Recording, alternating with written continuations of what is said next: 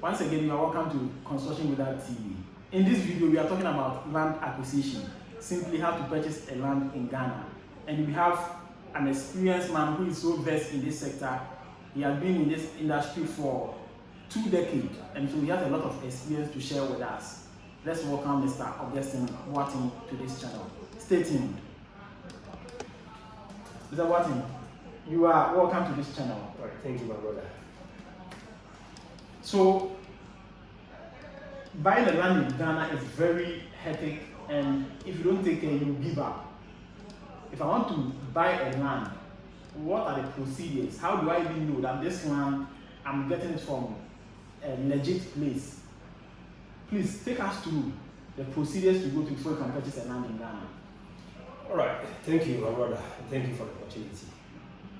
Let's start by correcting the generally accepted notion that you purchase a land. Okay. I think technically you don't purchase a land, you purchase an interest in land. Okay. And let me start by making this reference, depending on the kind of belief that one has. But me as a Christian, my understanding from the Bible is that in the beginning, God created this heaven and earth.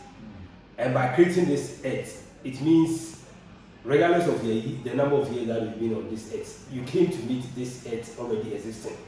You understand? So the world has been, or the earth, or the land has been existing for so many years, millions of years. And before we came here, people were living in here. You understand? So the land that you may think that you have an interest or you want to acquire, a lot has happened. Okay, you understand? So no wonder over the years, land has been a subject of litigation, people fighting, and all manner of stuff. Now, within Ghana, over the years, we've made a lot of attempts at making sure that we get the land administration right. So, pre-independence, we passed laws. Post-independence, laws were also passed. But recently, we passed the current Land Act. That is Act 1036. Okay. That's the current Land Act that was passed in 2020. And I encourage viewers to just go online, and it's available. Okay. You can access that act. And what the act seeks to do is to, one, revise, harmonize, and consolidate all the land laws that Ghana has been having all these years into one act. Okay. With a view that we'll be able to have a more sustainable and more practical way of administering and also managing our lands. Okay. Now, talking about the current Land Act, that's Act 1036. The Act recognizes sales interest in land. Okay. So, like I said earlier on, we don't buy land, we buy an interest in land. Okay. So, it's possible there will be a parcel of land, let's say an acre of land, but that land may be having different interests in the same land. Okay. So whatever or whoever wants to acquire an interest in that parcel of land, one, you need to establish what interest are you buying in that land. Okay. Because let me give you a typical example. You may have a land that maybe somebody has been is having say a leasehold interest in it. But that person has now given a portion of his leasehold interest into another person. Okay. And that person has also given it to another person. And it can be what we call in land law. And it happens to be the lease interest in land. It's called license. Okay. Maybe a person has been given the right to put a kiosk on that land. Once his kiosk is on that land, okay, he's been given a license. Okay. He has an interest. Okay. You can't just, once that license is properly documented, yeah, he has an interest. So one piece of land, the leasehold interest is there, maybe a sub-lease interest is there, and now a licensee, okay, somebody who has given a license to operate on that land is also there. Okay. So one piece of land, 3 interests are running. Okay. So what do? If you now want to go in acquiring that land, one, you need to establish and find out which of the interests are you acquiring. Okay. You understand? So basically, we are talking about how you want to acquire an interest in land. Okay. And for the purpose of this discussion, Yeah. I want us to concentrate more on leasehold Okay. and its related interests. Okay. Because the Act recognizes allodial interests, Okay. we have customary law interests, Okay. we have common law interests, we have leasehold, we have customary tenancy, and others. Okay. But these are, if you like, a higher professional thing that once you engage a valuer or a lawyer, Yeah. they will be able to explain to you all this kind of. But most of the time, when somebody wants to acquire an interest in land, Yeah. it's the leasehold Okay. that they want to acquire. Okay. So, for the purpose of this discussion, Yeah. I will suggest we narrow our discussion more on leasehold interest and how do you acquire it. So, let me come back to your question. Yeah. How do you acquire an interest in land? Yes. So, now that we know that a piece of land may have different interests Yeah. in the land at the same time, one, we've established that we need to identify what interests are you acquiring. Now, we are saying that we want to narrow our discussion to sublease, to a leasehold arrangement.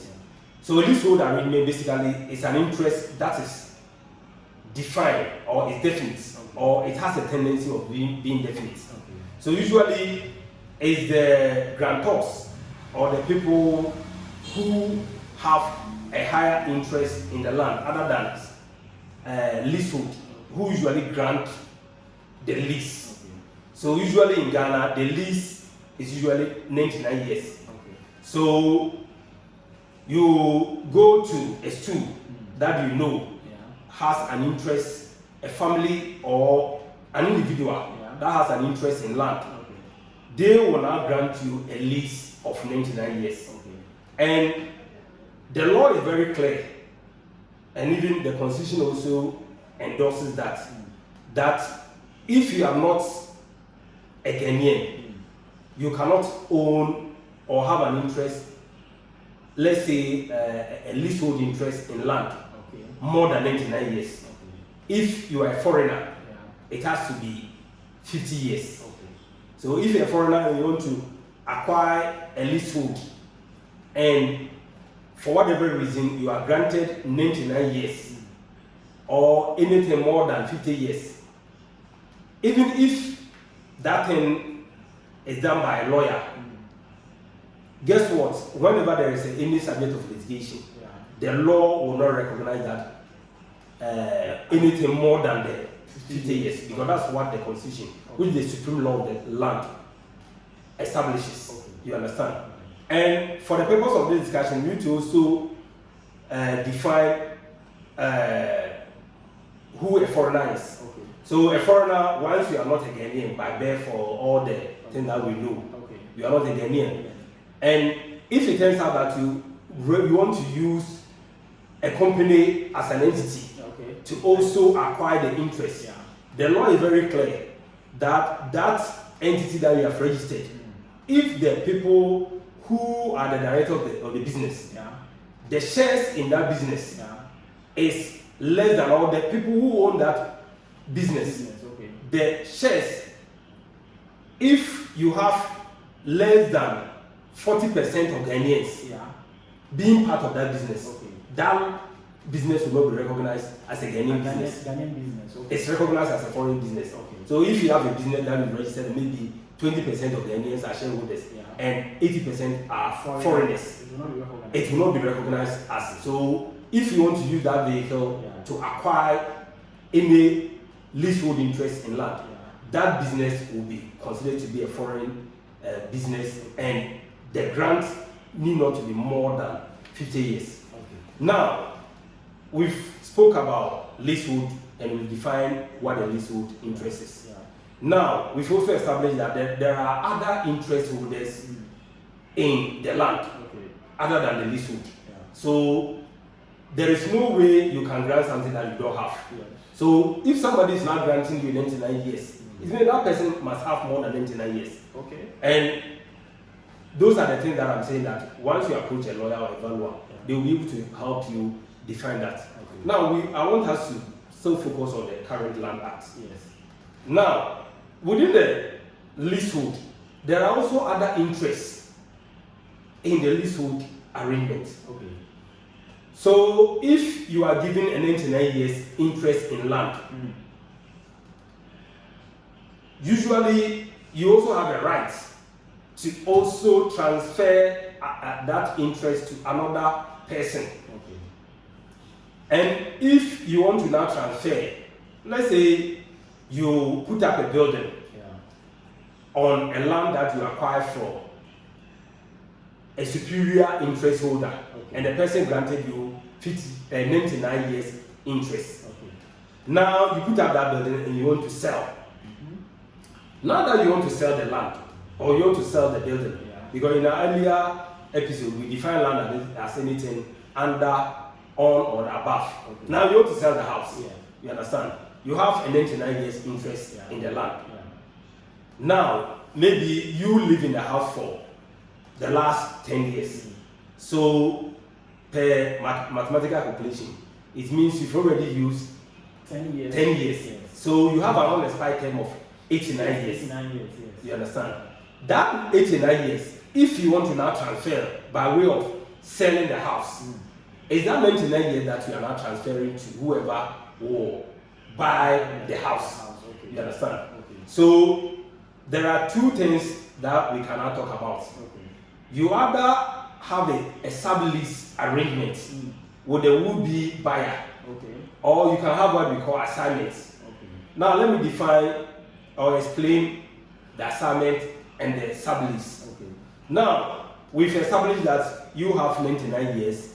You've already enjoyed the 10 years of that 99 years. Now there's an unexpired term of 89 years, and now you want to sell that house. Now if you decide to sell the house to the person, and by documentation you want to keep a portion of the unexpired term to yourself, the 89 years.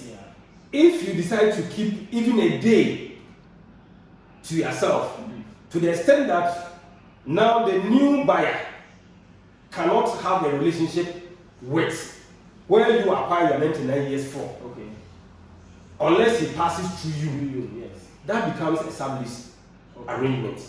You understand? So that means about it technically. Let me land on this. But if you now decide that I have 89 years and I want to transfer all the 89 years to the would-be buyer, we call that one assignment. So you are now assigning, or you are transferring all your unexpired term to the would-be buyer. That's an assignment. So we now know what an assignment is. We now know what a lease is, and we now know what a sublease is. So we can now go on. So in order not for us to digress, I was just asking this question that, so technically, if I buy a building on a land, it means that I got the building forever, but the land is not forever.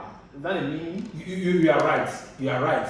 So long as the interest in the land will truncate at a point, it means the land is not forever.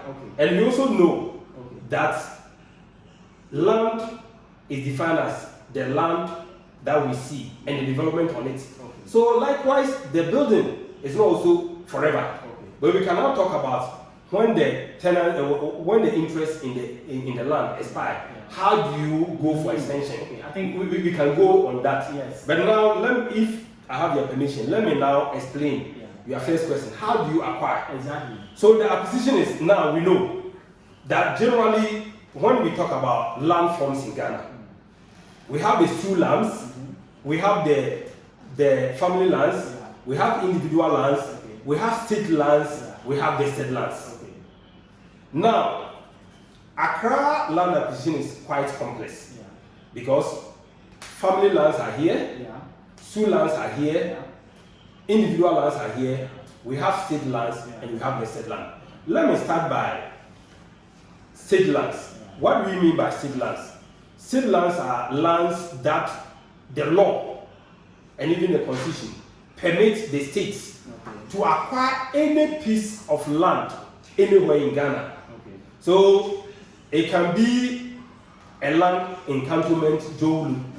Once the states decide that I want to use this land for public purpose, Okay. the law gives the state the right to acquire that piece of land. Now, the constitution is very clear that that acquisition is conditional. It's subject to the state paying fair, prompt, and adequate compensation. Okay. So you can have your 100-story apartments. Yeah. And then the state When the states decide that we need this land for public use, the state, through its appropriate agency and ministry, can now go in and acquire that piece of land. Okay. And like I said, the condition is that the state must make sure that it pays fair, prompt, and adequate compensation. Okay. So once the state goes through that process and go now acquire that piece of land, that land will now assume what we call a state land. Okay. Now, there is another form of land called vested land. Okay.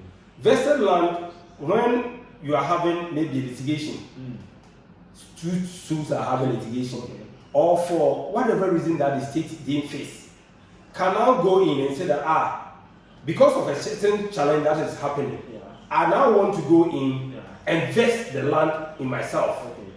But the difference between the state lands and vested land is that for state lands, the state now assume full ownership. Okay. But for vested land, let me give you a typical example. Not too long time ago, the state decided to vest a land around Volta region due to a certain litigation between Nkonya and Alabando. You understand? The state now went in and said that in order to ensure peace, let me vest the states. Let me vest the land in the states. Okay. Now, typically in a vested land, the state will be the body, through its agency, Lands Commission, will be the body that will administer the land. But the proceeds from that sale of the land goes to the appropriate stool. Okay. So you go to a place like Sunyane, where I happen to have worked.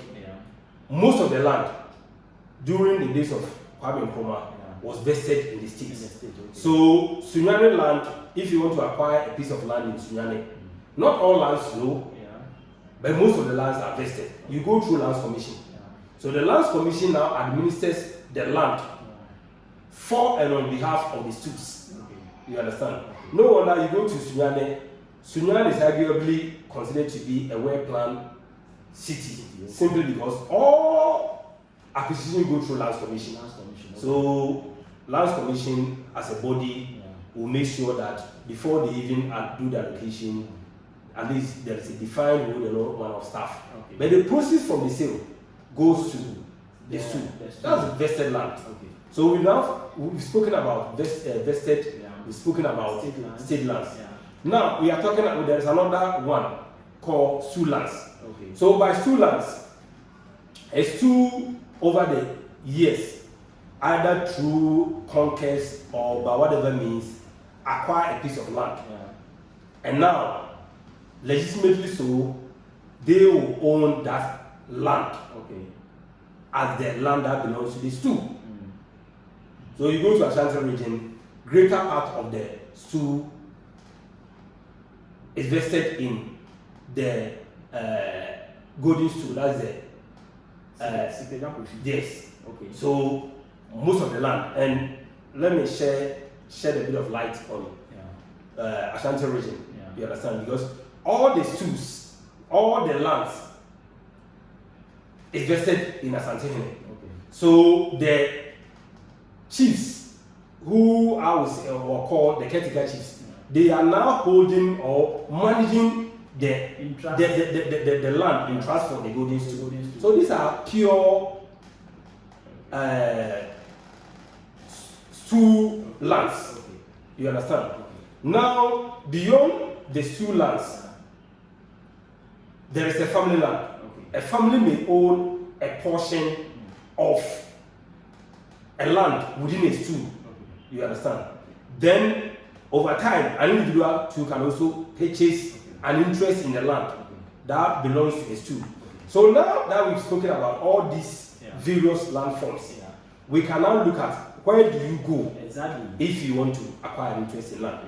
Obviously, if the first thing that you want to do in your quest to acquire an interest in land is to, though you know Ghanaians don't like consultant, but you need to get a qualified person. In this case, a lawyer or a valuer. You understand? They will now help you to do a search. Because once you do a search at Lands Commission, the documents are there. You will now get to know that the land that I have an interest in, acquiring an interest in, is a land, a state lands, is it a vested land, is it a stool land, is it a family land, or is it an individual land? So once that is established, you will now know that if it's a state land, the statutory body that is clothed with the power for you to deal with is Lands Commission.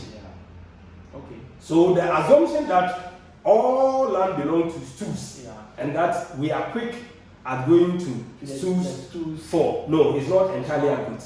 Some of the land belongs to the state. So if you now establish that a land that you have an interest in acquiring is a state land, the right place to go is Lands Commission.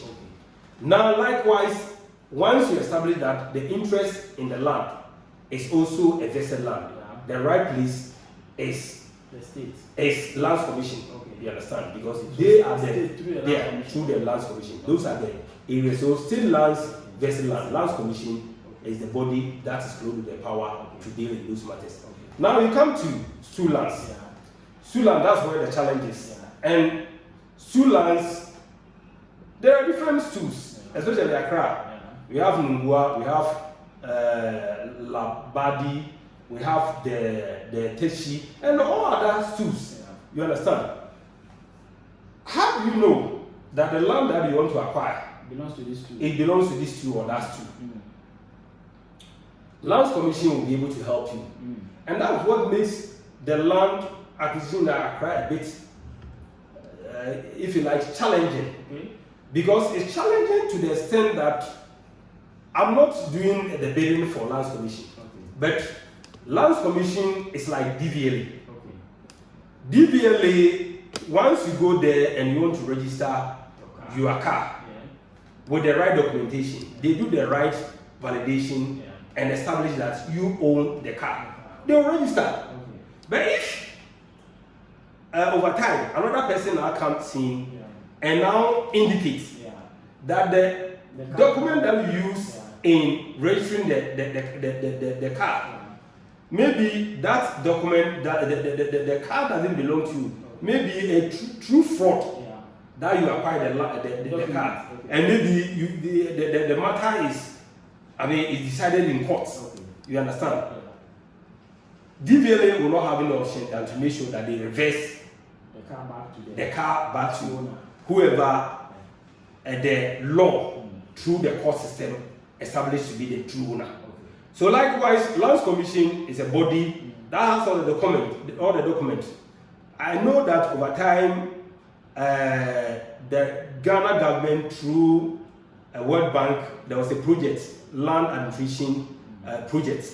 The idea was to go through the whole Ghana and establish who owns what.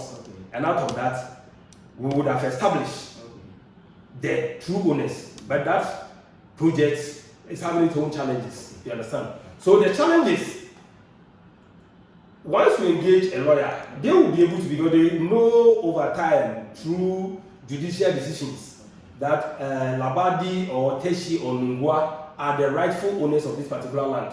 They will be able to help you with that. And once you know that, you will now know that this land is for Nungwa. So let me deal with the right authority, that's the Nungwa people. So Mr. Martin, let me help them here. So now, first of all, you need to get a valuer or a lawyer, and then establish the rightful owner of that land through lands commission. Yes. So before you make any move, you need to establish and know who the land belongs to. Yes. Let's proceed. Okay. So I've gotten to a stage that through lands commission you have the search, and I would suggest that the lawyers, through judicial decisions, over time have a fair idea as to who owns what in say Accra. I'm focusing more in Accra because the other part of Ghana don't seem to have that much challenge. Because if you take a place like Ashanti region, all the land is deemed to belong to Asante Hene. So all the chiefs are holding the lands in trust for Asante Hene. You understand? So apart from the limited state and vested land, most of the land in Ashanti region belongs to Asante Hene. And once you have any problem that maybe you deal with one chief, another chief is also making claim that he is the rightful owner that you're supposed to have dealt with. If you are not satisfied, you can go to Asante Hene Secretariat, and I must admit, Asante Hene, there's a properly organized land secretariat at Asante Hene Maisha Palace. Well, you can go there because over time they know the boundaries for all the stools. So if you are not having problem with any stool, somebody claiming this and that, once you go to Asante Hene Land Secretariat, they will be able to help you out. That this land belongs to this stool. So, and likewise, you go to most of the regions. That's how it's like. But Greater Accra is having that challenge because over time the focus is in Accra, and that's where the rare action is. So lawyers, through judicial decisions, over time have a fair idea that this land, through judicial decision, is being ruled that it belongs to this person. Last two, it belongs to Nungwa or it belongs to Teshi. You understand? So lawyers, I will advise that you go through the legal way, because if you don't do that, you risk that you may be dealing in Su A, but they may not be the rightful owners. You understand? So once you do that, and you are satisfied, you pay money to the right person, and I will suggest that you get receipts as evidence that you've made payment. Very, very important for the fact that you have done the right thing. You now engage a lawyer. A lawyer will draft a document. The document will now indicate that a conveyancing, you understand, will indicate that this person has now made attempt at acquiring an interest in land. You understand? So once you do that, you now have a document. A sub-lease agreement or something is prepared. A draft is prepared. You now take it to Lands Commission. They will do all their necessary search and get to know that that land is devoid of any encumbrances. What I mean by encumbrance is devoid of any litigation. You understand? So once that one is done, Lands Commission will now take steps, because it's one thing dealing with the stools, and it's after dealing with the stools, you now need to take the matter to the state. That's Lands Commission.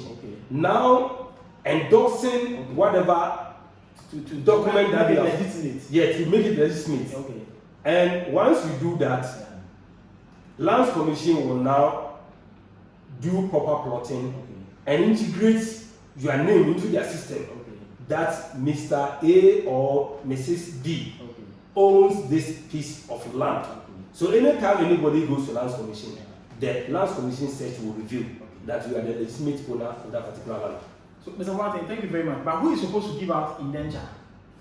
Indenture is nothing other than document that the lawyers prepare as initial something to cement the transaction that you have had with whoever you are acquiring that interest from.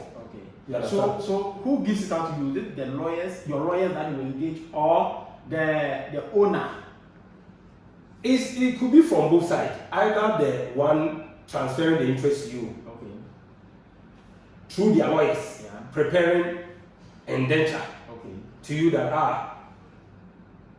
I've sold this interest in land to Mr. A. So prepare documents to indicate that there has been that transaction. Okay. Or you can as well, after parting out with the money, can also initiate that steps through your lawyers for that indenture to be prepared. Okay. But that, like I said, is at that level. Okay. You understand? Okay. You need to now perfect, use that document as reference to now go to the state agency, lands commission, and now make sure that you go through the land registration process and end up ultimately the highest interest that the law recognizes is a land title. So once you get the title to the land, in fact the title to the land is considered to be like the state giving you a guarantee that everything is now done, and now the state recognize that you are the rightful owner of the land.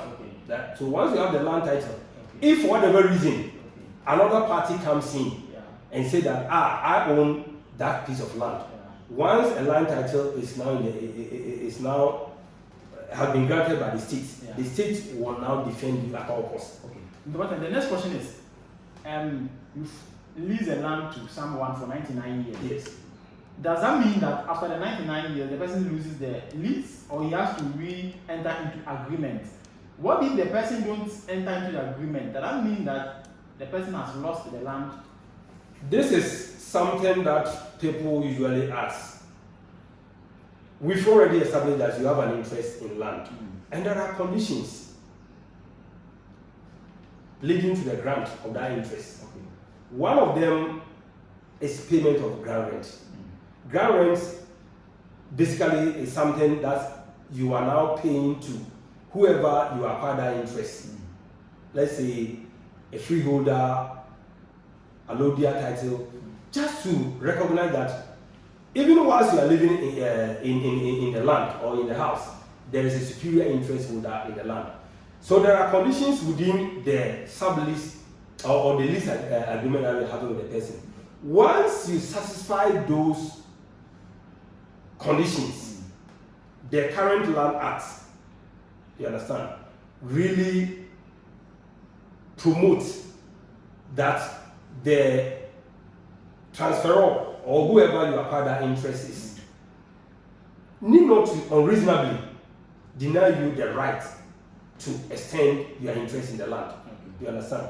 But it's still conditional. If you don't pay ground rent, basically, if you have been living in a house or you've been occupying a land for say 99 years and you decide that I now own the house, so I won't pay ground rent. Though it's within the lease agreement. When the lease expires or is about expiring and you're now approaching the lessor, that is the one that you acquired the lease for, the person said, but for you, who are you? You never recognize that I have an interest in the land because I have granted you the 99 years. And now that the lease has expired, because you never recognize, because you never paid the agreed ground rent. So now that we are coming for me to renew, now I'm not renewing. So payment of ground rent and other conditions is very important. Very, very important. And once those things are done, there is a process by which you renew your interest. By practice, valuers have what they call surrender and renewal valuation. So let's say you have a 99 years interest in a land and it's about expiring. What usually is done is that maybe 5 years to the expiration of the interest, you surrender your 5 years. So you get a valuer, will do a valuation of the current value of the land together with the development on it. And now, based on that, we will now initiate a process with the lessor, that's the one who is having that superior interest, and say that I've been occupying your land for the last 80 something years. And I now have 10 years unexpired term in the lease. I'm now surrendering that interest to you with a view that I'm now taking initiative to now renew that interest. And once you satisfy all the conditions, the current Land Act will support the idea that the lessor will not have to be unreasonable. So the interest most of the time will be extended. So one thing I also want to know is, so you are buying the land. In terms of documentation, which one do you get first, and which one is the next, and which document that when you get, you say that okay, now I am done, I've been able to acquire the land successfully. So take us through. Maybe you get your land title first, you get this second, you get this third. Which one? It's the indenture. Indenture is a document that indicates the transaction that you are having with whoever you are acquiring the land for. Okay, so the first document you get is indenture. Okay. Which basically is and indenture, the site plan is part of the indenture. Site plan and all those kind of stuff. Okay, you understand? Okay. You now take it to lands commission. Okay. You understand? Okay. And once you take it to lands commission through the process will now make sure that a lease or sublease or assignment is granted to you. Okay. You understand? Now, after the sublease, you can now go ahead and, if you like, do a title registration. Okay, so the title, I'm coming on. Yes. The sublease is also a document. It's a document. So which one is the yellow card? The yellow card is a process. The yellow card is a process. Okay. That is one of the card that is issued to you in your quest to have the title document. Okay. You understand? Okay. It's a process. Okay. So as part of the process, a card is issued to you, but ultimately what you are looking for is land title, which, like I said earlier on, is the ultimate document that you have to have to indicate that you are the true owner of the land. Can you forgo land title? Maybe I have lease document, I have my indenture, I want to develop, I'll forgo land title? Yes. You can decide to forgo land title. But like I said, all these things, you decide what you want to do. But ultimately, you have a land title. But the reality is that if you decide not to have the land title, there is a certain risk. The reason why you want to have the land title, like I said earlier on, is that the land title is the ultimate, and it's a guarantee that the state itself is saying that everything, because the land title registration goes through a very, if you like, bureaucratic process, and everything is done to ensure that whatever is being granted to you is devoid of challenges. And the state now gives you an assurance that if now anybody now pops up and says that, I also have an interest, the state will now defend you. You understand? But if you decide that sublease or a lease, I'm okay and it's registered, and you are okay, you can develop. You understand? But what we want to avoid, because some of these conversations, people don't seem to get it right at all, because some people, and I'm not doing the bidding for real estate developers, some people say, I won't buy from a developer, because if I buy from a developer, I'll be given a document, either a sublease or a lease, and it's 99 years. But if I go out there and buy my own, as we say, buy my own land, that one, I own the land forever. You don't own the land forever. The challenge that you have, if you decide not to document, I'm not talking about even the developers now, whether you are buying a house from a developer or you are building it by yourself, make sure you have proper documentation to the land. Because we stated earlier on that the state has every right to acquire any piece of land subject to payment of fair, adequate, and prompt compensation. Now, if over time it turns out that for the good of community, the state decide to expand the road, and as part of the expansion, your house is now affected. Valuers will be called upon to do the valuation. But the first document that will now give you grounds to lay claim that you own that land is your land documentation. If there's nothing to show forth, and all that you have is maybe allocation note from a chief, it's not recognized. You understand? So you will struggle to even get a compensation. If the state decides to give you a compensation, maybe it's for the good of it, not because you are entitled to it because you don't have any legal grounds. So let's make sure whether if you already develop a land or we are about developing a land, let's make sure that much as we focus more on the development, the building, we also take steps to document the land and make sure that our interest in the land is well defined. And some of us, we are available. We can provide that service to you because we have been in the system.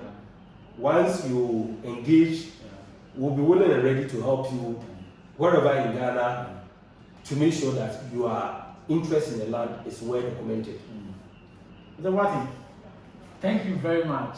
It's an insightful conversation, and we thank you. Thank you. God bless you. Right. God bless you. So viewers, you've heard it all. If you have any piece of land that you don't have document to it, as soon as possible, make sure that the right thing is done so that you can have, or you'll be the rightful owner of that piece of land. Thank you for watching. If you've not subscribed, I'm encouraging you to do so because this platform, we always upload educative videos. Share it to friends and family so that it can also help them. Please click on the notification bell so that each time we release video, you'll be the first person to get a video and watch. Thank you. See you on the other side. Bye-bye.